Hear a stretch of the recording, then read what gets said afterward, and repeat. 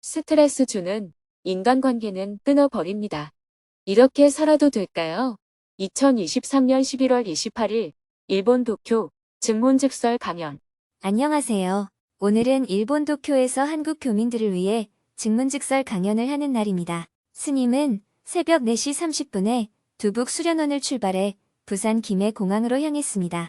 김해공항을 아침 7시 35분에 출발한 비행기는 일본 나리타 공항에 9시 30분에 도착했습니다. 곧바로 미팅하기 위해 도쿄 우에노로 이동했습니다. 12시부터는 일본의 사회 원로들과 미팅했습니다. 일본의 조야의 관계자들을 만나 한일 관계의 발전 방향과 북일 관계 개선 및 동아시아의 평화에 관해 대화를 나누었습니다. 미팅을 마치고 근처에 있는 우에노 공원을 잠시 산책한 후 오후 5시에 강연을 하기 위해 강연장으로 이동했습니다. 오늘 강연이 열린 곳은 도쿄에서 복고풍의 차분한 이미지를 자랑하는 곳으로 일본 한인타운 중 가장 오랜 역사를 간직하고 있는 닛보리에 위치한 써니홀입니다. 스님은 강연장에 조금 일찍 도착하여 강연장을 둘러보며 봉사자들을 격려해 주었습니다. 봉사자 중에는 멀리 히로시마에서 4시간 걸려 오신 분도 있었습니다. 센다이에서 신칸센을 타고 온 봉사자는 눈물을 흘리며 스님을 직접 만난 기쁨을 표현했습니다. 350여 명이 강연장을 가득 메운 가운데 얼마 전 스님이 제65회 막사이사이상 수상식에서 기조 연설을 하고 온 모습을 영상으로 보았습니다. 영상이 끝나고 스님이 무대 위로 걸어 나왔습니다. 교민들은 환호와 큰 박수로 스님을 맞이했습니다. 스님이 웃으며 인사말을 했습니다. 코로나 때문에 4년 동안 오지 못했습니다. 다들 안 죽고 살았네요. 스님은 지금 여기에서 행복해야 한다고 강조한 후 사전에 질문을 신청한 분들의 질문을 받았습니다. 7명이 차례대로 손을 들고 스님과 대화를 나누었습니다. 그중 한 명은 스트레스를 주는 사람을 만나면 관계를 끊어버리며 살고 있는데 이렇게 살아도 괜찮은지 스님의 조언을 구했습니다. 스트레스 주는 인간관계는 끊어버립니다. 이렇게 살아도 될까요? 해외 생활을 오래 하면서 어느 순간부터 내가 해외 생활도 힘들어 죽겠는데 인간 관계에서까지 스트레스를 받아야 하나? 하는 생각이 들었습니다. 그래서 만나면 스트레스를 주는 사람들을 끊어내기 시작했어요. 그렇게 끊어낸 관계에 대한 미련은 없습니다. 그런데 어느 날 저를 돌아보니 새로 만나고 있는 사람들과의 관계에서도 노력을 안 하고 있더라고요. 사람의 생각은 계속 바뀌는 것 같아요. 내가 나 자신도 이해를 못하는데 남을 어떻게 이해하나? 하는 생각으로 살다가 언제부터인가 내가 남을 왜 이해해야 하지? 그냥 끊어내야지 하고 살아요. 갈등을 적당히 해결하면서 살아야 인간관계가 유지될 텐데 이제는 그런 노력조차 안 하고 있습니다. 스님의 말씀을 듣고 깨달음을 얻고 싶습니다.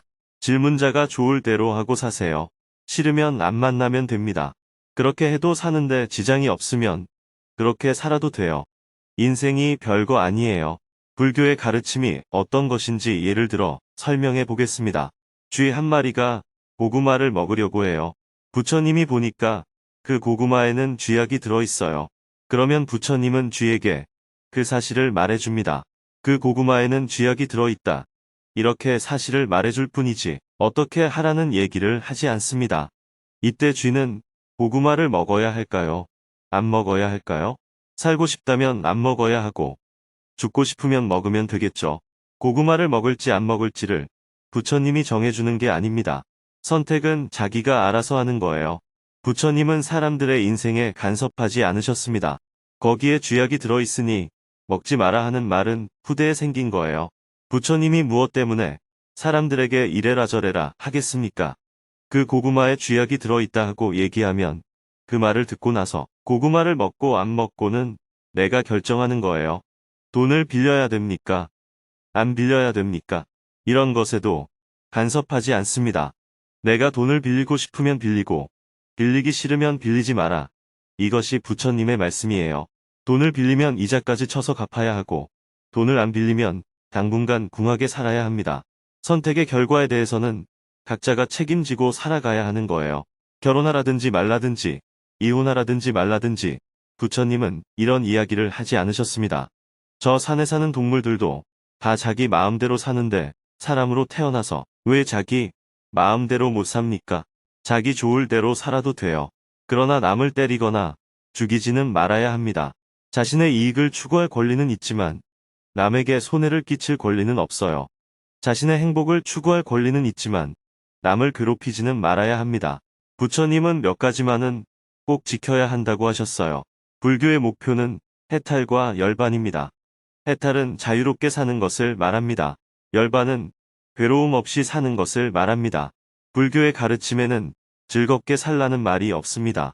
다람쥐가 즐겁게 삽니까? 괴롭지 않게 살 뿐입니다. 즐거움만 너무 추구하다 보면 마약으로 빠지거나 향락에 빠지게 됩니다. 스트레스를 받으면 왜 스트레스를 받는지 스스로 살펴야 합니다. 그런데 사람을 만나는데 왜 스트레스를 받습니까? 처음부터 잘못된 관점을 갖고 있는 거예요. 질문자는 스트레스를 주는 사람과 관계를 끊는다고 했는데 관계를 끊을 이유가 뭐가 있어요? 그 사람이 자기한테 달라붙었어요? 끊어내게요. 그 사람이 껌이에요. 만약 어떤 사람과 관계를 유지하고 있다면 그 사람을 잡은 것도 나이고 그 사람을 버린 것도 나입니다. 그 사람하고는 아무 관계가 없습니다. 사람들은 다 자기 성질대로 살아갑니다. 나도 내 성질대로 살고 다른 사람들도 자기 성질대로 사는 거예요. 내 성격과 맞지 않다고 해서 나쁜 사람은 아닙니다. 인간관계를 맺을 때는 이런 사람도 있고 저런 사람도 있구나. 사람마다 성격이 다 다르지. 이렇게 가볍게 받아들여야 합니다. 살다 보면 나를 칭찬하는 사람도 있고 나를 욕하는 사람도 있습니다. 그런데 누가 나에게 욕을 하면 반드시 스트레스를 받아야 할까요? 인간 사회에서 뒷말은 늘 있는 일이에요. 오늘 제 법문을 듣고 나서 어떤 사람이 법문을 왜 그따위로 해요? 하고 면전에 대고 말하는 게 나을까요? 집으로 돌아가면서 왜 법문을 저렇게 하지? 하고 뒤에서 말하는 게 나을까요? 뒷말은 다 상대를 배려해서 하는 행동이에요. 누가 뒷말을 했다면 내가 없는 곳에서 내 욕을 했다. 이렇게 괘씸해하지 말고 생각을 바꿔보는 거예요. 그래도 나를 배려해서 뒤에서 말한 거구나. 내 앞에서 이야기 안 해서 고마워. 이렇게 감사 인사를 할 정도로 관점을 딱 바꾸면 사는데 별 문제가 없어요. 누구나 뒷담화를 합니다. 당사자가 들었을 때 기분이 나쁘면 뒷담화입니다. 특별히 욕을 하고 악담을 하는 게 뒷담화가 아니에요. 여러 사람이 모이면 사람들은 그 사람은 성질이 좀 급하더라 이런 얘기를 하게 됩니다. 그런데 얘기하는 사람은 누구도 뒷담화라고 생각을 안 해요. 당사자만 뒷담화라고 생각합니다. 제 법문을 듣고 법륜 스님 법문 중에서 북한 얘기는 좀 아니지 않나. 이렇게 자기 의견을 낼 수 있습니다. 당사자의 귀에 안 들어가면 아무 문제가 없어요. 그런데 그 말을 들은 당사자는 저 사람이 내 의견에 반대하나? 이런 식으로 듣습니다. 그래서 뒷담화가 되는 거예요. 그렇기 때문에 뒷담화에 대해서 너무 신경 쓸 필요가 없습니다. 인간관계를 끊기 위해 따로 노력할 필요는 없습니다. 관계는 내가 끊어낸다고 해서 끊을 수 있는 게 아니에요. 질문자가 상대방을 붙잡아도 그가 내 옆에 계속 있지 않을 수 있고 인연을 끊는다고 해도 가지 않을 수 있습니다. 상대방은 질문자를 만나는 게 이득이다 싶으면 가라고 해도 곁에 있을 거예요. 질문자와 같이 있어 손해다 싶으면 붙잡아도 갑니다. 그러니 인간관계에 너무 신경을 쓰지 말고 사람을 대할 때 저 사람은 저렇구나 하고 보면 됩니다. 사람은 생각도 다르고 종교도 다르고 이념도 다르고 정치적 판단도 달라요. 나와 이런 점이 다르네 이런 정도로 생각하면 인간관계에서 아무 문제가 없어요. 이해하려고 노력할 필요도 없습니다. 서로 다르구나. 이걸로 끝이에요. 어떤 사람이 신이 있다고 하면 왜 저 사람은 없는 신을 있다고 하나? 이러지 말고 저 사람은 신이 있다고 믿는구나 하고 생각하면 됩니다. 또 다른 사람이 신이 없다고 하면 저 사람은 신이 없다고 믿는구나 하고 생각하면 됩니다. 얼마나 간단합니까? 그 문제를 두고 밤새도록 토론할 필요가 없습니다. 그냥 둘이 생각이 다르네 이렇게 받아들이면 됩니다. 그렇게 하면 질문자처럼 특별히 상대를 끊어내고자 노력할 필요도 없고 관계를 유지하려고 노력할 필요도 없습니다. 이렇게 편안한 마음으로 살아야지. 왜 그렇게 자꾸 노력합니까? 밥 먹고 살기도 힘든데요. 그렇게 좀 더 편하게 살면 어떨까요? 네, 감사합니다. 여러분은 인생이 노력할 만한 가치가 있다고 생각합니까? 저는 여러분들과 정반대의 생각을 갖고 있어요.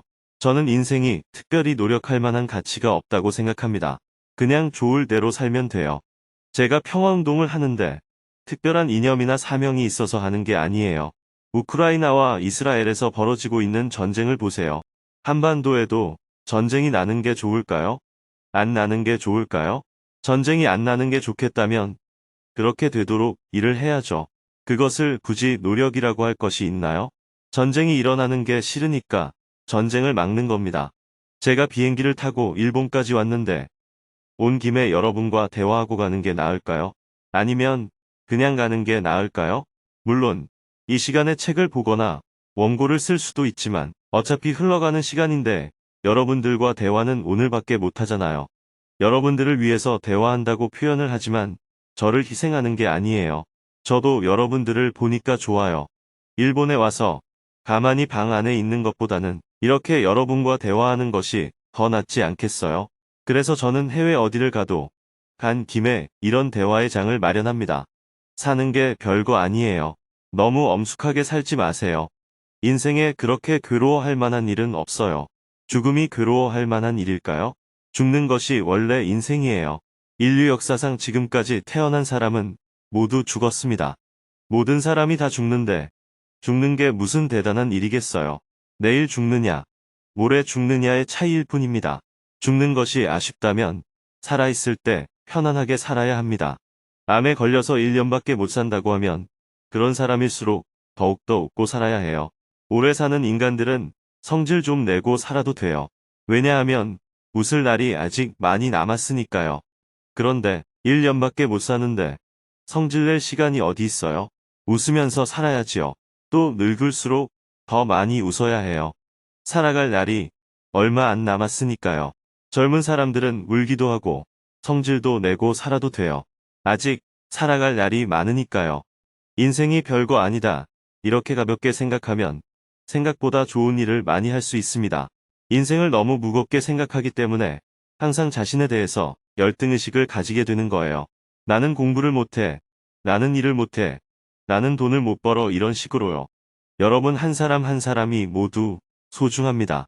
그럼에도 불구하고 여러분의 마음이 움츠려져 있다면 욕심이 너무 많거나 인생을 너무 높게 평가하거나 너무 큰 일을 하려고 하기 때문입니다.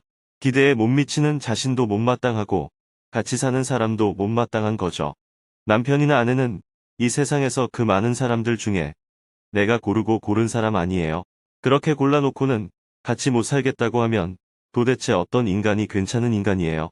많고 많은 사람 중에 고르고 고른 사람에게조차 문제가 있다고 한다면 전 세계에서 어떤 인간을 데려다 놓아도 문제가 보일 수밖에 없습니다. 안 그러면 내 눈이 삐었던지요. 내 눈이 삐었다고 생각하면 자학을 하게 돼요. 남편이나 아내에게 문제가 있다면 전 세계 사람이 다 문제예요. 상대는 나쁜 것이 아니라 나와 안 맞을 뿐입니다. 나와 안 맞으면 따로 살 수도 있어요. 이혼하고 각자 살아도 괜찮습니다. 그런데 원수가 되어서 헤어지면 안 됩니다. 헤어지더라도 서로 맞절하고 악수하면서 당신 만나서 그동안 재미있었어. 이렇게 말한 후 헤어져야죠. 그렇지 않으면 인생을 자꾸 낭비하게 됩니다. 감사합니다. 잘 알았습니다. 계속해서 질문들이 이어졌습니다. 일본에서 15년째 사는데 독신입니다. 어떻게 하면 좋은 남편, 좋은 동반자, 좋은 파트너를 만날 수 있을까요? 일본에 온 지 8년 됐는데 한국에 언제 돌아갈지 타이밍을 못 찾겠어요. 집착과 욕심 없는 사람이 없는 것 같아요. 늘 깨끗하게 사는 사람을 스님은 만나봤는지요? 해외에서 바라보는 한국의 현실이 걱정됩니다. 지난 대선 후 한국이 이분화되어 있는데 한국 사회를 통합하려면 어떻게 해야 할까요? 일본에 온 지 38년, 어려운 결혼 생활 끝에 8년 전 이혼을 했습니다. 앞으로 무엇을 깨달아야 할까요? 세상이 어떻게 달라질까요? 고1 아들이 꿈이 없다고 합니다. 평생 게임만 하고 싶고 일을 안 하면서 돈을 벌고 싶다고 합니다. 어떻게 대화를 해야 할까요? 강연이 끝나고 스님은 참가자 전원과 악수했습니다. 뜻밖의 횡재라며 대중들은 어쩔 줄 모르며 기뻐했습니다. 강연장을 나가는 청중들의 얼굴이 보름달보다 더 밝아 보였습니다. 대중이 모두 빠져나가고 봉사자들과 함께 기념사진을 찍었습니다. 도쿄, 파이팅! 강연 후 봉사자들과 대화하는 시간을 가졌습니다. 봉사자들은 평소 궁금했던 점에 대해 질문했습니다. 스님은 어떻게 하루도 안 빼놓고 왕성한 활동을 하실 수 있나요? 북한과 일본과의 관계가 어떻게 될지 궁금합니다. 명상 중 기침이 나올 때는 어떻게 해야 하나요? 미래 사회는 어떻게 될까요? 스님은 알기 쉽고 자상하게 대답해 주었습니다. 질문이 이어졌지만 강연장을 대여한 시간이 다 되어 서둘러 모임을 마쳤습니다. 밤 10시 30분이 넘어 숙소에 도착한 후 내일 니와노 평화재단에 드릴 선물을 챙기고 원고 교정과 업무를 본 후 12시에 잠자리에 들었습니다. 내일은 오전에 일본 니와노 평화재단을 방문하여 대화를 나눈 후 오후 2시에 나리타 공항을 출발하여 김해공항으로 귀국하고 저녁에는 수행법회 생방송을 할 예정입니다.